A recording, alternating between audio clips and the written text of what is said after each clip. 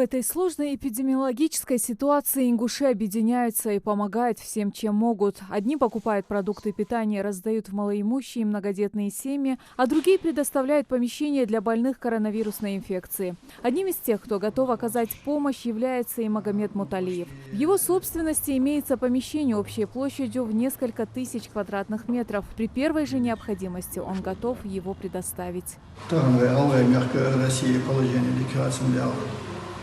Унхой Гина Лукаат Бертундел, Твашкар, 2000 квадратных метров помещений предложили для Минздрава Ингушетии. Помимо этого, Магомед ежедневно отправляет бесплатно специально приготовленный бездрожжевой хлеб в республиканскую клиническую больницу для врачей и пациентов медучреждения.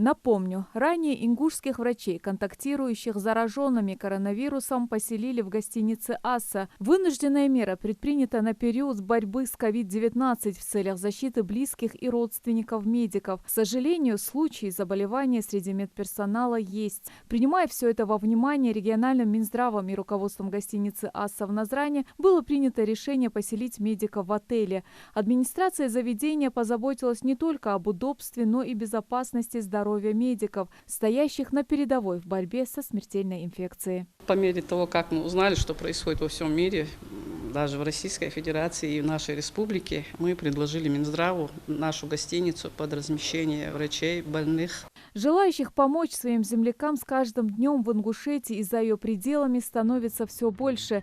Но беречься от этой чумы 21 века необходимо всем вместе, сообща. Напомню, на сегодняшний день на территории Ингушетии подтверждено 153 случая заболевания COVID-19. Умерло 2 человека, выздоровел 1. Светлана Томова, Новости 24.